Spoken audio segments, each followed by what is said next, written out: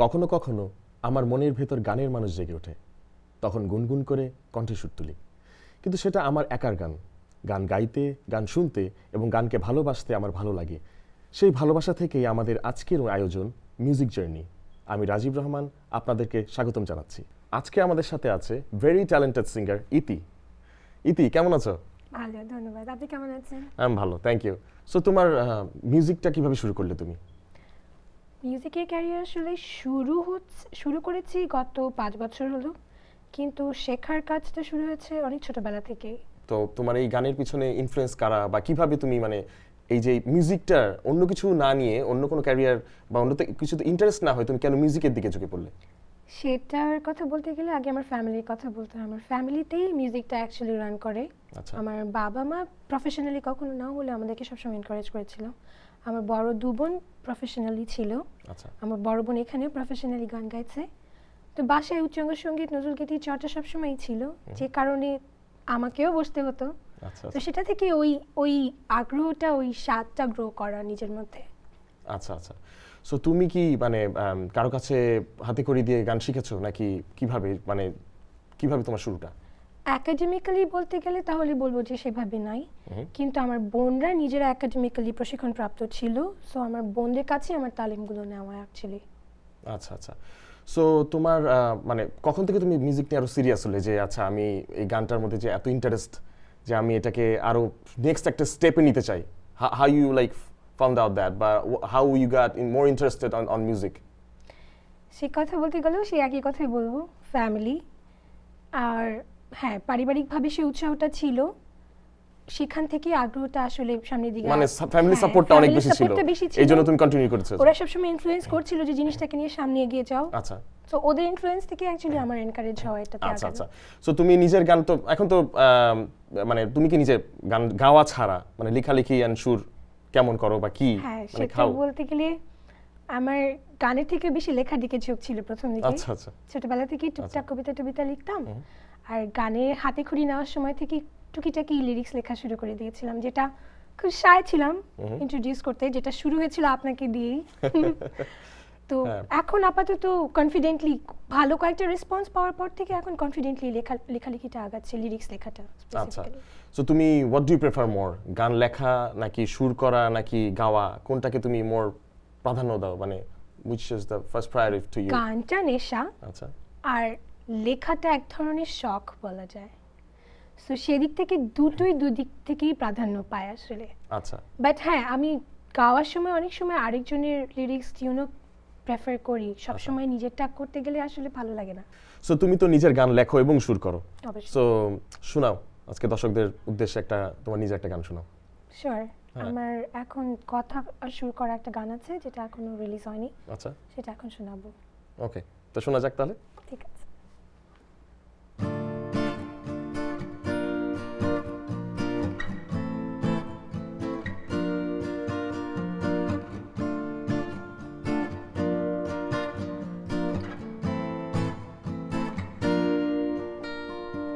কোনো ক্ষণে কোনো অজানাতে দুজনাতে আছি দাঁড়িয়ে, কোনো ক্ষণে কোনো অজানাতে দুজনাতে আছি দাঁড়িয়ে, ছুঁয়ে যায় স্মৃতিহারা সময়ে বদলে যাওয়া জীবনে, ছুঁয়ে যায় স্মৃতিহারা সময়ে বদলে যাওয়া জীবনে, কোনো ক্ষণে কোনো অজানাতে দুজনাতে আছি দাঁড়িয়ে।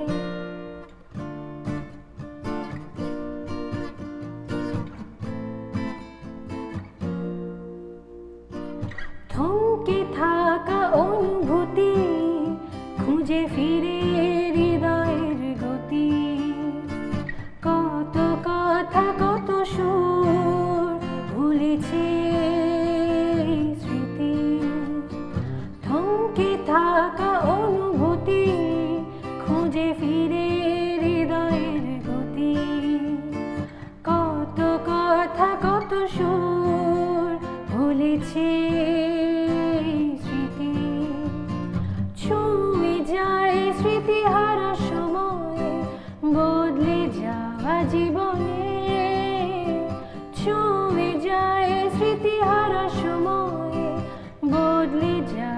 জীবনে কোনো ক্ষণে কোনো অজানাতে দুজনাতে আছি দাঁড়িয়ে।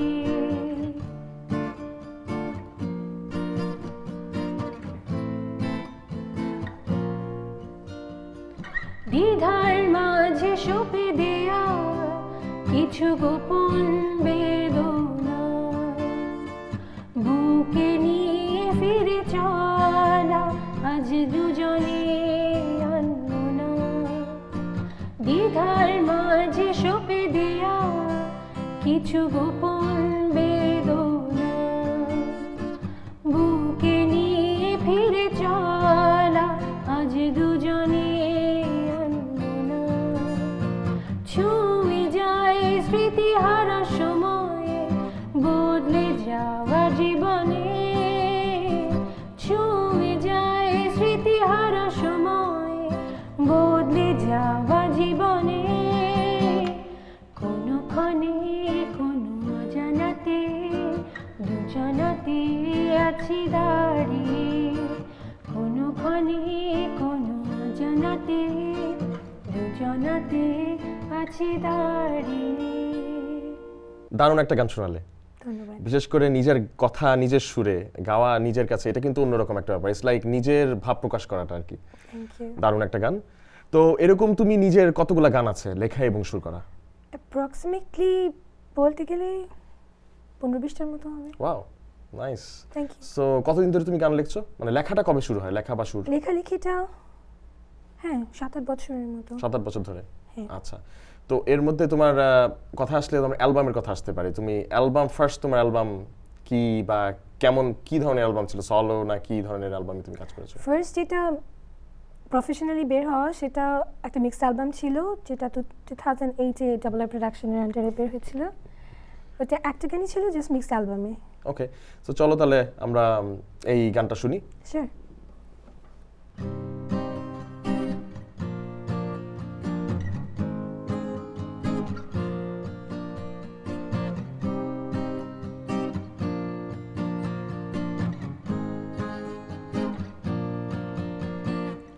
কষ্ট দেখা যায় না যেমন চাঁদকেও ছোঁয়া যায় না, আকাশের মাঝে হিমেল বাতাস মেলে ধরে বায়না। কষ্ট দেখা যায় না যেমন চাঁদকেও ছোঁয়া যায় না, আকাশের মাঝে হিমেল বাতাস মেলে ধরে বায়না। সে কষ্টকে নিয়ে বুকে আমার কান্না তুমি সুখে, সে কষ্টকে নিয়ে বুকে আমার কান্না তুমি সুখে। কষ্ট দেখা যায় না যেমন চাঁদকেও ছোঁয়া যায় না, আকাশের মাঝে হিমেল বাতাস মেলে ধরে বায়না।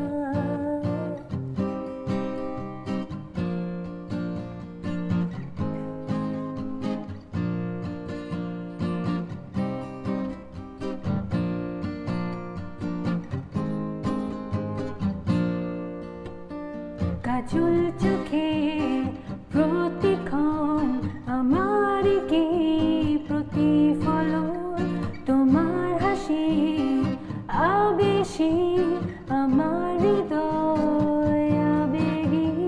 কাজল চোখে প্রতিক্ষণ আমার কি প্রতিফলন, তোমার হাসি আবেশি আমার হৃদয় আবেগী।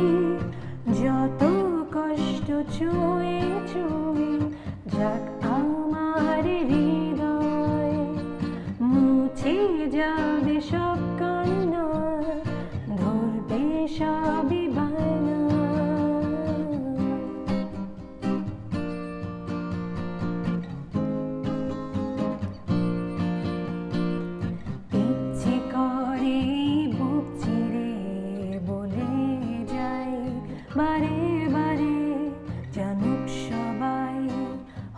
ক্ষতি তুমি আমার শুধু আমারই ইচ্ছে করে বুক চিরে বলে যাই বারে বারে জানুক সবাই হোক ক্ষতি তুমি আমার শুধু আমারই তোমার চোখে টুকরো জলে ধরেছ এ হৃদয় সামনে রেখো সব কান্না একা হারাতে চাই না সে কষ্টকে নিয়ে বুকে আমার কান্না তুমি সুখে সে কষ্টকে নিয়ে বুকে আমার কান্না তুমি সুখে কষ্ট দেখা যায় না যেমন চাঁদকেও ছোঁয়া যায় না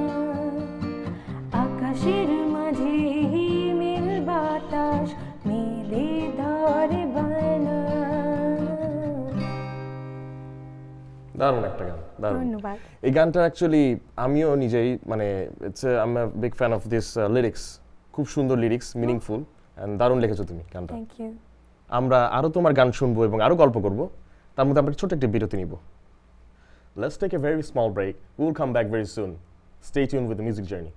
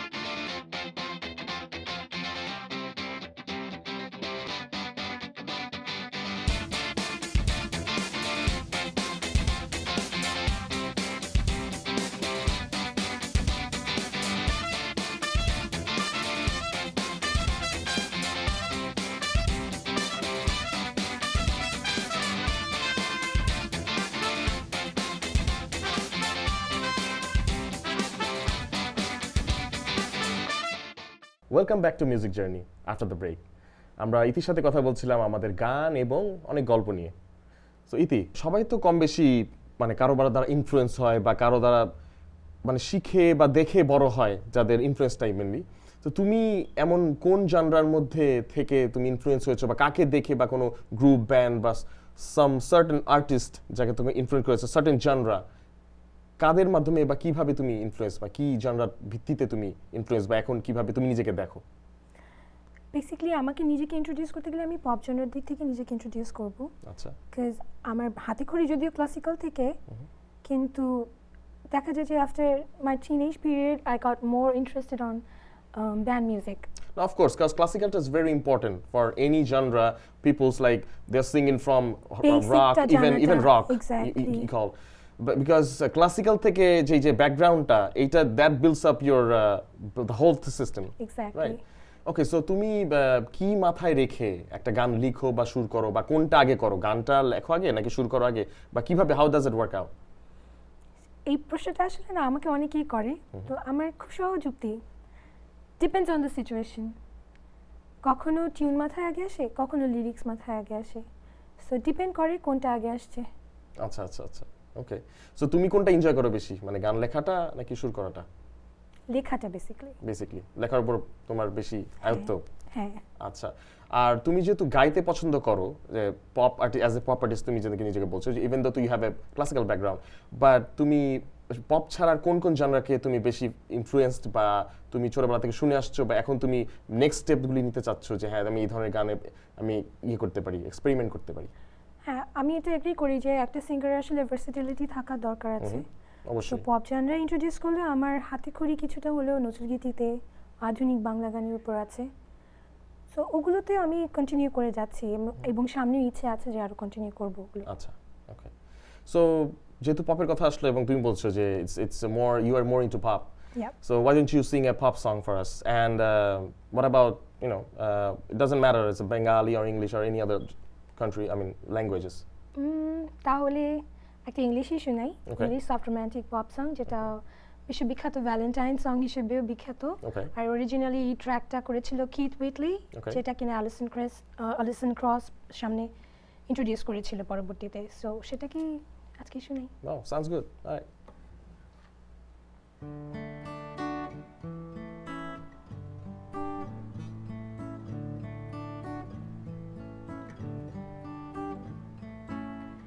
It's amazing how you can speak right to my heart.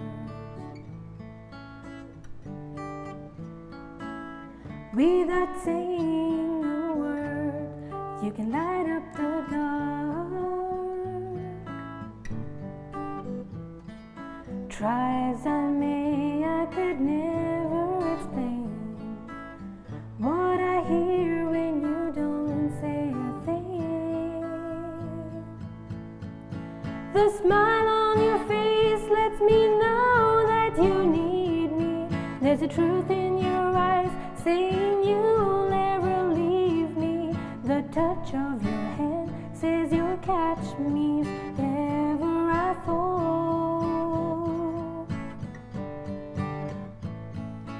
You say it best when you say nothing at all.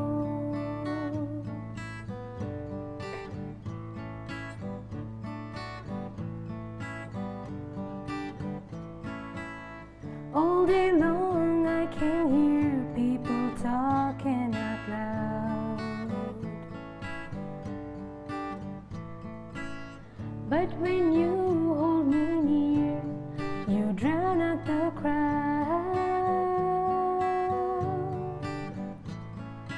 Old Mr. Webster could never define what's being said between your heart and mine. The smile on your face lets me know that you need me. There's a truth in your eyes saying you'll never leave me. The touch of your hand says you'll catch me if ever I fall.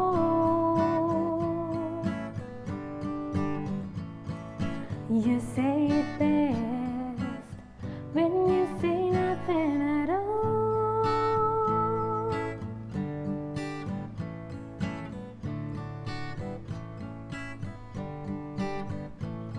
The smile on your face lets me know that you need me.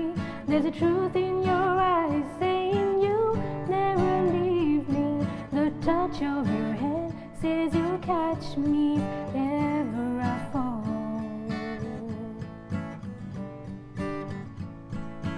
You say it best when you say nothing at all.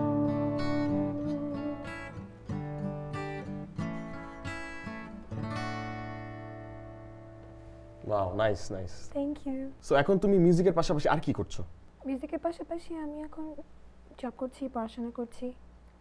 So মিউজিকের এই যে এতগুলো জিনিস করছো, পড়াশোনা আবার music and job, how do you manage it, manage all the stuff at the same time? মানে ওগুলি করতে কি তোমার মিউজিকে কোনো ঘাটতি পড়ে টাইমিং এর, বা how do you manage all the time for this? আসলে আমি বলবো মিউজিক করাটা আমার জন্য একটা রিল্যাক্সেশনও বটে। সমস্ত ব্যস্ততা থেকে, জব থেকে, কাজ থেকে মিউজিক করাটা আমাকে আলাদা একটা রিফ্রেশমেন্ট দেয়, অ্যাকচুয়ালি এনার্জি দেয়। So why you want to go with your journey of your music? What's the destination? যেহেতু নিজেকে পপ সিঙ্গার হিসেবে এস্টাবলিশ করার জন্যই চেষ্টা করছি, so within few years I'm gonna work with my pop singing career, Okay. and let's see. And do you have any planning of an album or anything? Definitely কিছু project নিয়ে কাজ করছি, মাথায় আছে অনেক চিন্তা, দেখা যাক কতটুকু আগাতে পারি। Okay. Best of luck to you, and wish you all the best with the Thank music you. and all careers. আমরা একটা লাস্ট একটা গান শুনতে শুনতে আজকে শেষ করি আমাদের অনুষ্ঠান। Sure. Alright viewers, we are ending our music journey for today. But next week আমরা আবার ফেরত আসবো with a new talent, same time, same channel. In the meantime, be cool and stay with it.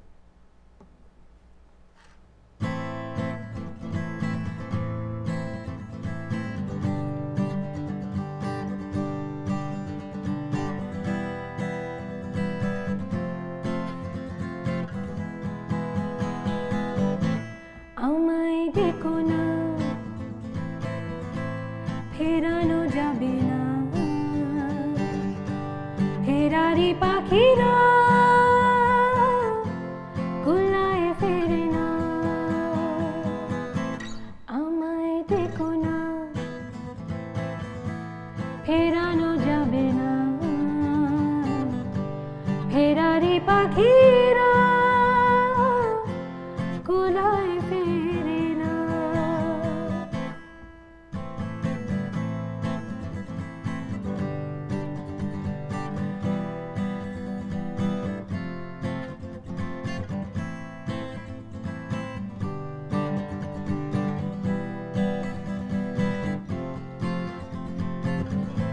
বিভাগীয় মন নিয়ে জনম আমার, বিভাগীয় মন নিয়ে জনম আমার, যায় না বাধা আমাকে কোনো পিছু টানে মায়ায়, আমায় দেখো না, ফেরানো যাবে না, ফেরারি পাখিরা